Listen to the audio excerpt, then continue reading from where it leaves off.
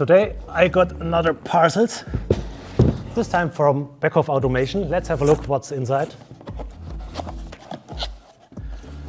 Marvin, can you help me please? Yeah, let me take care of these. Thanks.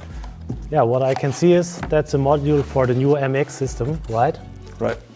Can you give us an idea what it is exactly? This is an EtherCAT power output. So we have two channels, each with two M12 connectors. One is for EtherCAT and one is for 24 volts, while you have one pin that's switchable and one pin that's not switchable. So a classic module for decentralized peripheries in the field, right? Correct. So you could use an EtherCAT valve manifold, for example, or our EP boxes as remote IOs. So it's a standardized module that you can connect to several components in the field. Oh, interesting. And you can also take a look into the bigger package. I'm curious about it. Right, so this is a fully mounted and tested MX system.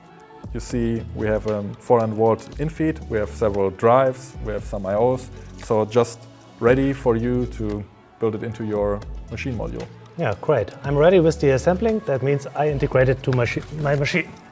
Yeah, good luck with that. Thank you. Bye.